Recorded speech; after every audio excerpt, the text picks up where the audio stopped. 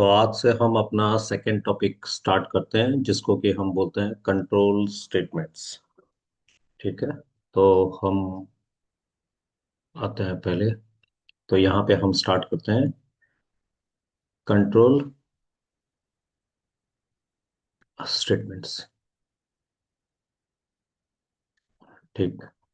तो पहले लिखते हैं व्हाट आर कंट्रोल स्टेटमेंट्स। ठीक ना। Control statements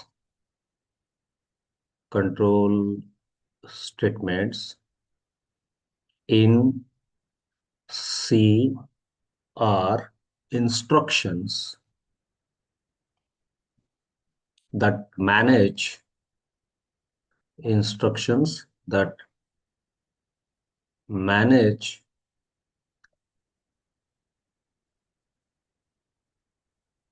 manage the flow of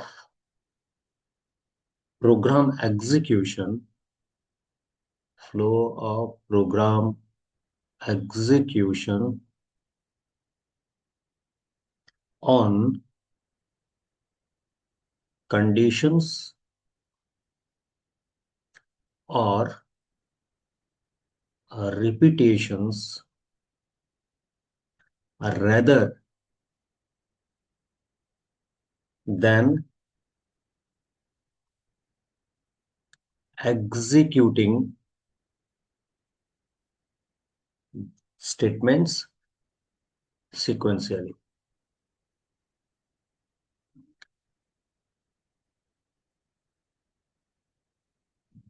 तो पहले समझते हैं हाँ क्या है कंट्रोल स्टेटमेंट्स, उसके बाद हम इसके अंदर बात करेंगे।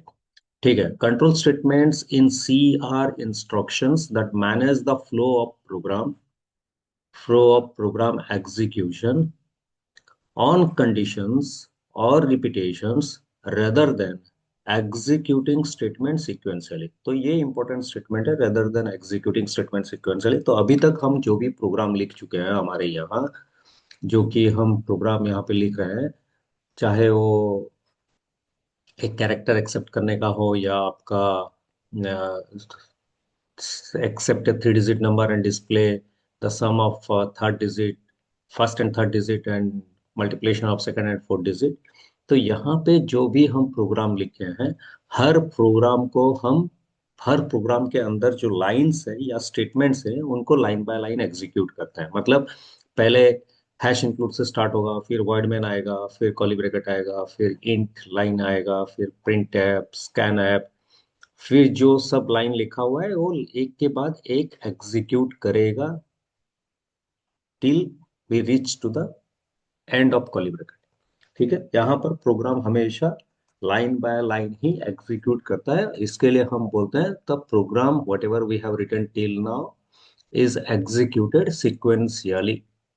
तो प्रोग्राम अभी तक हम जो भी लिखे हैं वो हर प्रोग्राम में जो भी लाइंस हैं या स्टेटमेंट्स हैं वो हमेशा सिक्वेंशियली एग्जीक्यूट करते हैं। लेकिन जब हम कंट्रोल स्टेटमेंट यूज करते हैं, यहाँ पे हमें दो चीजें यूज करना पड़ता है। आइदर हम कंडीशन यूज कर सकते हैं या रिपीटेशन यूज कर सकते हैं। इसका मतलब क्या है? सपोज हम एक प्रोग्राम लिखे हैं जहां पर कि हमें एक थ्री डिजिट नंबर लेना था और उसका रिवर्स करना था। ठीक है। तो रिवर्स तो कर लिए। अभी अगर मुझे जानना है कि ये जो रिवर्स हुआ था ये पैलिंड्रोम है कि नहीं, ठीक है ना, ये पैलिंड्रोम है कि नहीं। मतलब सपोज मैं एक नंबर दिया 123, इसको मैं अगर रिवर्स करूं 321 होगा। तो ओरिजिनल नंबर और रिवर्स ऑफ द नंबर अगर सेम हुआ तो वहां पे उस नंबर को हम पैलिंड्रोम नंबर बोलते हैं। तो यहाँ पे 123 एक पैलिंड्रोम नंबर नहीं है, क्योंकि 123 का रिवर्स 321 होता है जो कि इक्वल नहीं है। तो अगर मैं यहाँ पे 121 दूं तो इसका रिवर्स होता है 121। तो 121 का रिवर्स 121 है जो कि सेम है। इसके लिए हम 121 को एक पैलिंड्रोम नंबर बोलेंगे। तो यहाँ पे एक कंडीशन चेक हुआ कि ओरिजिनल नंबर और reverse of the number same है कि नहीं। अगर सेम है तो वो पैलिंड्रोम है। तो इसका मतलब है यहाँ पे हम कंडीशन चेक कर रहे हैं। तो अगर आप ये कंडीशन समझ में आ गया तो एक रिपीटेशन का रियल लाइफ एग्जांपल यूज करते हैं। हम हमारे फोन पे एक लॉक यूज करते हैं और जिसको कि हम पैटर्न लॉक बोलते हैं। तो ये पैटर्न लॉक आप जो भी यूज करेंगे तो आपको ऑप्शन मिलेगा 5 बार सही से देने के लिए। अगर 5 बार आप गलत दे रहे हैं तो ये 60 सेकंड के लिए आपका लॉक यूज करने के लिए ऑप्शन नहीं देगा। 60 सेकंड के बाद फिर यूज कर सकते हैं।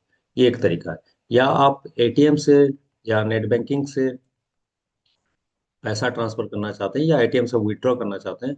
सपोज आप पिन गलत दे दिए, जो कि विड्रॉल का होता है या डिपॉजिट का होता है, तब यह आपको 3 बार ऑप्शन देता है कि आप सही पिन डालें। अगर 3 बार गलत डाल रहे हैं तो 24 घंटे के लिए आपका अकाउंट बंद हो जाता है या आप विड्रॉ नहीं कर सकते या डिपॉजिट नहीं कर सकते। तो यहाँ पे एटीएम हुआ या नेट बैंकिंग हुआ या आपका पैटर्न लॉक हुआ, यहाँ पे आप रिपीटेशन कर रहे हैं। तो इस बेसिस पे इसको हम कंडीशन या रिपीटेशन बोलते हैं। तो अब बोलते हैं कि फ्लो ऑफ प्रोग्राम क्या है। आप जो भी लाइन अभी यूज कर रहे हैं, तो अगर आपका कंडीशन ट्रू हुआ या कंडीशन सही हुआ तो आपको एक लाइन एग्जीक्यूट करना होगा, या कंडीशन फॉल्स हो गया तो उस लाइन को छोड़ के आपको और किसी लाइन पे जंप करना होगा या और किसी लाइन को एग्जीक्यूट करना होगा। तो इसके लिए फ्लो हम डिसाइड करते हैं कि कौन सा लाइन हमें एग्जीक्यूट करना है। इसके लिए control statements in C are instructions जो कि हम प्रोवाइड करेंगे on the basis of condition और on the basis of repetition, that manage the flow of program execution. Manage करेगा flow of program execution based on conditions या repetitions, ताकि the program will not execute the statement sequentially. Hope आपको समझ में आ गया होगा control statements क्या है। तो इसके बाद हम डिसाइड करते हैं कि control statements in C are classified control control statements in C are classified into 3 main categories। ठीक है। पहला है आपका सिलेक्शन स्टेटमेंट्स। सिलेक्शन या इसको बोलते हैं हम डिसीजन मेकिंग स्टेटमेंट, सेम ही है। डिसीजन मेकिंग स्टेटमेंट बोल सकते हैं या सिलेक्शन स्टेटमेंट बोल सकते हैं, दोनों सेम ही चीज है। ठीक है। नेक्स्ट है आपका लूपिंग, या इनको हम बोलते हैं इटरेशन स्टेटमेंट। स्टेटमेंट्स कर देते हैं, ठीक है ना। और लास्ट है आपका जंप स्टेटमेंट्स। तो कहीं कहीं पे आपको दो ही देखने को मिलेगा। तो सिलेक्शन स्टेटमेंट और लूपिंग स्टेटमेंट पहले बात करते हैं, जंप स्टेटमेंट उसके अंदर आएगा कहीं ना कहीं। तो सिलेक्शन स्टेटमेंट आपको तब यूज करना है जब आपको आंसर यस और नो के फॉर्म में देना होगा। जब भी आंसर आपको यस और नो के फॉर्म में देना है तब हम सिलेक्शन स्टेटमेंट यूज करेंगे। मतलब कभी भी हमें कोई भी आंसर अगर on the basis of condition निकालना है तो हम तब सिलेक्शन स्टेटमेंट यूज करेंगे। ठीक है। जहां पे हमें रिपीटेशन यूज करना है वहां पे हम लूपिंग या इटरेशन स्टेटमेंट यूज करेंगे। होप ये आपको समझ में आ गया। तो पहले इसको कैटेगराइज कर लेते हैं, फिर अंदर बात करेंगे कि कैसे सिलेक्शन स्टेटमेंट क्या होता है, उसके अंदर कौन कौन काम करते हैं। तो सिलेक्शन स्टेटमेंट्स फिर क्लासिफाइड हुआ है। सिलेक्शन स्टेटमेंट्स के अंदर हमें और भी बहुत चीजें यूज करना है जो कि है, इसको हम बोलते हैं इफ या सिंपल इफ स्टेटमेंट। ठीक है। नेक्स्ट है आपका इफ एल्स स्टेटमेंट। नेक्स्ट है आपका एल्सिफ लैडर, एल्स इफ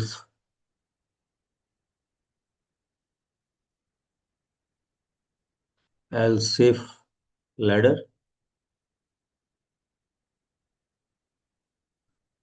या इसको बोलते हैं हम multiple else if statement.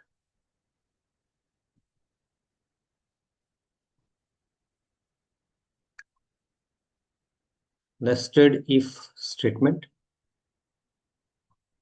Nested if, nested if नहीं बोलते हैं, नेस्टेड इफ एल्स बोल देते हैं। नेस्टेड इफ एल्स स्टेटमेंट, ठीक है ना। नेस्टेड इफ एल्स स्टेटमेंट, अगर आप इसको यहाँ पे इंक्लूड नहीं करेंगे तब भी चलेगा, क्यों चलेगा और जब पढ़ेंगे तब मालूम चलेगा। नेक्स्ट है आपका स्विच स्टेटमेंट।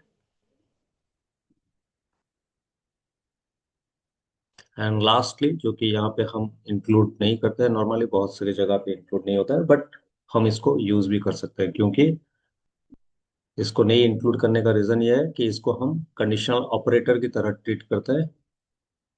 ठीक है, कंडीशनल ऑपरेटर की तरह यूज करते हैं, तो क्योंकि इसको हम ऑपरेटर की तरह यूज करते हैं, सिलेक्शन स्टेटमेंट में आप इसको ऐड नहीं करेंगे तब भी चलेगा, या ऐड करेंगे तब भी चलेगा, क्योंकि ये आपके कंट्रोल फ्लो ऑफ प्रोग्राम को एग्जीक्यूट करने के लिए हेल्प करता है।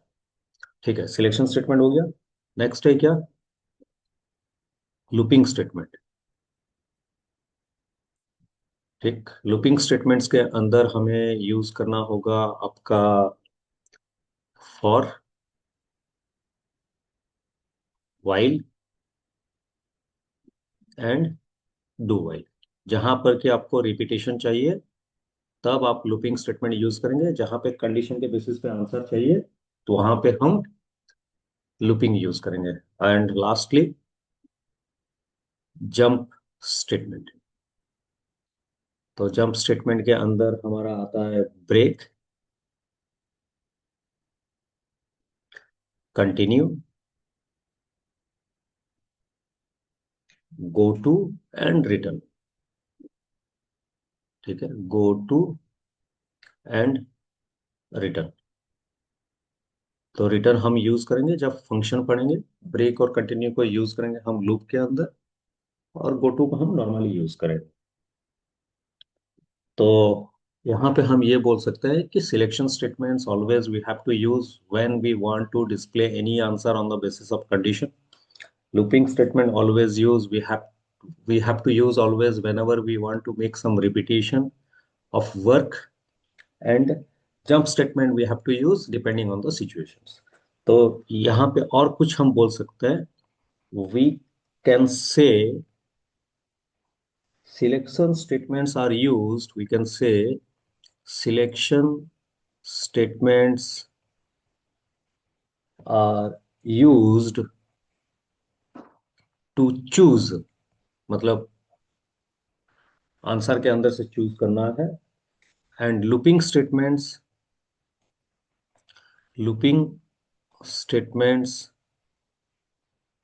are used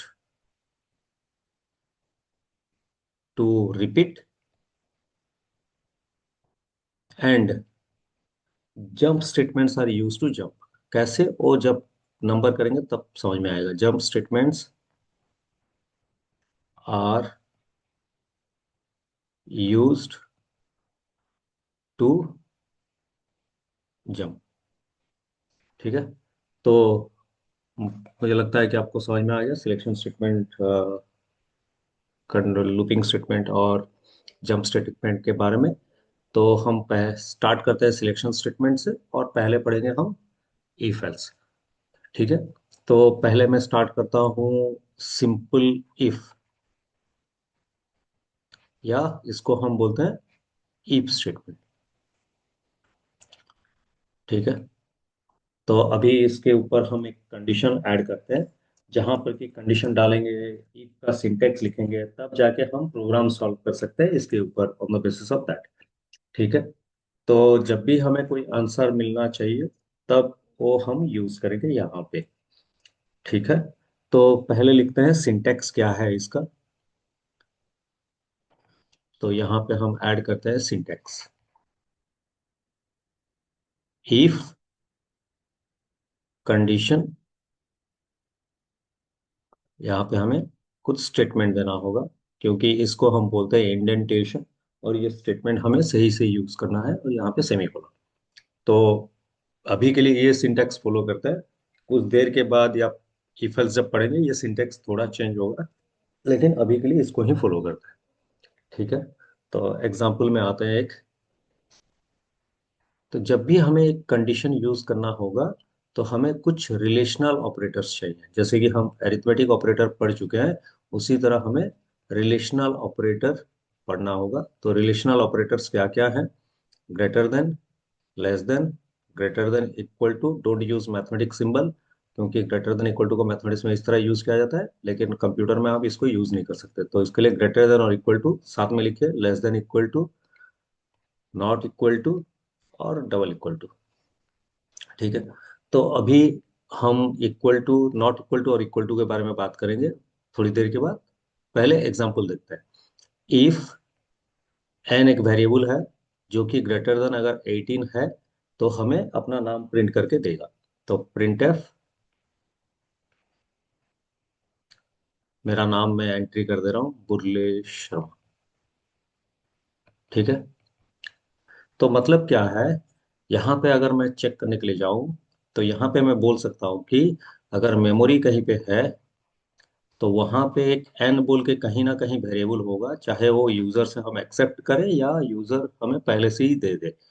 तो यहाँ पे एन एक वेरिएबल है, तो इस एन पे कोई वैल्यू होगा। एज्यूम करते हैं कि यहाँ पे 20 है, तो हम बोल सकते हैं इफ एन में कितना है, 20, 20 इज ग्रेटर देन 18। कंडीशन क्या है? कंडीशन ट्रू है। तो अगर कंडीशन ट्रू है तो क्या प्रिंट करेगा? तो ये प्रिंट करेगा अपना नाम। तो यहाँ पे आउटपुट स्क्रीन के ऊपर अगर मैं जाऊं, तो ये प्रिंट करेगा क्या? मेरा नाम। तो ये एक केस हुआ, ये एक केस हुआ जहां पर कि एन का वैल्यू हमारे कंडीशन के हिसाब से ज्यादा है। दूसरा केस भी हो सकता है ना। क्या केस हो सकता है? एन का वैल्यू जो भी हम डाले हैं कंडीशन के हिसाब से कम भी हो सकता है। फॉर एग्जाम्पल एन में 16 होगा, तो यहाँ पे क्या होगा? If 16 is greater than 18, condition क्या है? फॉल्स। फॉल्स होगा तो ये इफ स्टेटमेंट को एग्जीक्यूट ही करेगा नहीं, तो यहाँ पे कोई आंसर नहीं आएगा। तो मतलब यहाँ आउटपुट स्क्रीन में हमें कुछ दिखाई नहीं देगा। तो होप आपको ये समझ में आ चुका है। ठीक है। तो यहाँ पे इसके लिए हम बोलते हैं कि इफ स्टेटमेंट हमेशा कोई भी आंसर डिस्प्ले करता है on the basis of a condition. तो हमें एक कंडीशन डालना होगा और उस कंडीशन के हिसाब से ये आंसर डिस्प्ले करेगा। ठीक है। बढ़िया। तो अब चलते हैं एक प्रोग्राम लिखने के लिए। और प्रोग्राम क्या है? जिस आंसर को लिखे हैं उसी प्रोग्राम को लिखते हैं। Write a program to accept a number and display your name if the number is more than 18। अगर नंबर 18 से ज्यादा है, हमें ये डिस्प्ले करेगा। तो पहले लिखते हैं एक्सपेक्टेड आउटपुट, एक्सपेक्टेड आउटपुट। तो यहाँ पे देखिए एक्सपेक्टेड आउटपुट, अभी जो भी आप लिख रहे थे वो एक ही एक्सपेक्टेड आउटपुट लिख रहे थे, बट यहाँ पे एक्सपेक्टेड आउटपुट हमेशा जितना सिचुएशन होगा उस हिसाब से लिखना चाहिए। तो पहला केस क्या है? नंबर जब 18 से बड़ा होगा, तो पहले मैं मैसेज देता हूँ एंटर ए नंबर। तो मैं एज्यूम करता हूँ कि मैं एक नंबर दूंगा जो कि 20 है। एंटर दिया, तो ये क्या दिखाएगा? माई नेम इज, मैं अपना नाम ही दे रहा हूँ, आप अपना नाम लिखिए, बुरले शर्मा। ठीक है। ये एक सिचुएशन हुआ। क्या हो सकता है नेक्स्ट सिचुएशन? केस टू क्या हो सकता है? नंबर 18 से छोटा हो सकता है। Enter a number 16। तो क्या दिखाएगा? कुछ नहीं, ये खाली बोला है कि आपका नाम डिस्प्ले करो जब नंबर 18 से बड़ा होगा।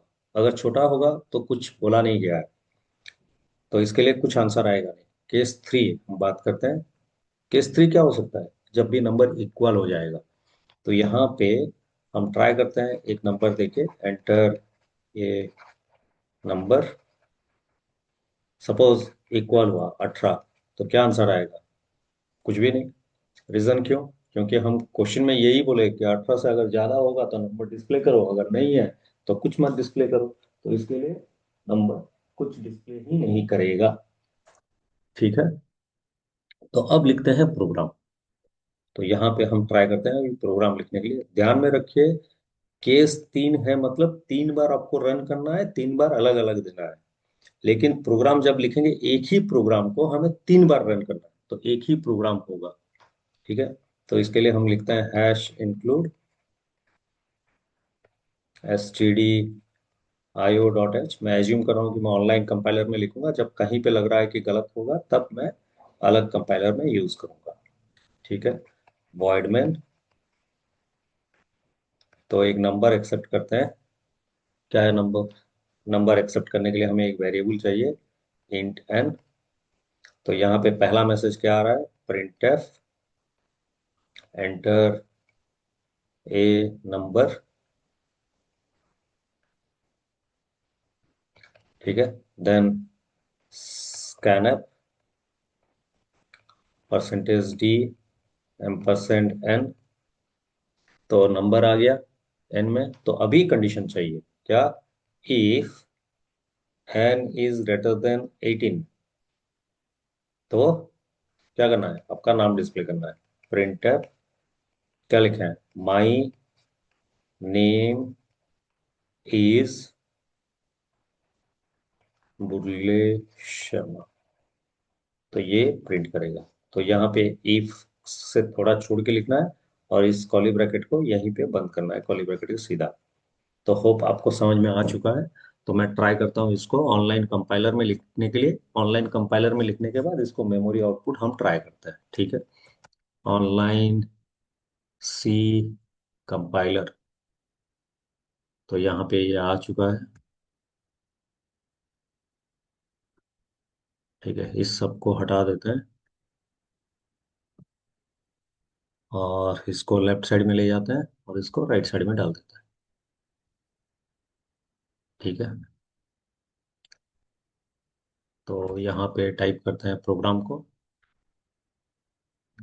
तो हैश इंक्लूड stdio.h और void main curly bracket int n, थोड़ा छोड़ के लिखते हैं printf enter a number, end हुआ। यहाँ पे डालते हैं scanner percentage D ampersand N, और यहाँ पे डालते हैं if N is greater than 18। अगर हुआ तो यहाँ पे थोड़ा छोड़ के कैसे करेंगे, सीधा आ गया, टैप मारेंगे तो ये साइड हो जाएगा। स्पेस मत यूज कीजिए, टाइप यूज कीजिए। प्रिंटफ, सॉरी टैब यूज कीजिए। Printf my name is Bulle Sharma. ठीक है, तो ध्यान में रखिए ये एक ही बार प्रोग्राम लिखे हैं, लेकिन आपको 3 बार रन करना है। 3 बार, ये 3 केसेस के लिए 3 बार रन करना है। तो पहली बार मैं रन कर रहा हूँ। तो एंटर नंबर कितना दिए? तो यहाँ पे टाइप करते हैं 20। क्या गलत हो गया क्या? नमलॉक नमलॉक गलत था। तो 20 टाइप करते हैं। क्या हो गया भाई? 20 हुआ, एंटर। तो क्या आया? My name is Bulle Sharma. तो अब रन करते हैं सेकंड, दूसरी बार रन करना है क्योंकि दूसरी बार 16 देके टेस्ट करना है। तो ये आया एंटर नंबर। तो दूसरी बार कितना दे रहा है? 16, एंटर। कुछ आएगा नहीं। तीसरी बार एंटर करते हैं तो कितना आएगा आपका? 18 एंटर करते हैं। तो 18 जब एंटर करेंगे तब भी कुछ नहीं आएगा। ये है इस प्रोग्राम का आंसर। ठीक है, मुझे लगता है कि आपको समझ में आ चुका है। तो नेक्स्ट प्रोग्राम में हम, नेक्स्ट वीडियो में हम इसका मेमोरी आउटपुट निकाल के देखेंगे और फिर आगे बात करेंगे। ठीक है ना? तो मुझे लगता है कि आपको समझ में आ चुका है, और एक बार ट्राई कर लीजिए। ठीक है, नेक्स्ट प्रोग्राम में हम इसका मेमोरी आउटपुट निकालेंगे, नेक्स्ट वीडियो में, सॉरी। तो तब तक के लिए प्रैक्टिस कीजिए और आगे बढ़िए।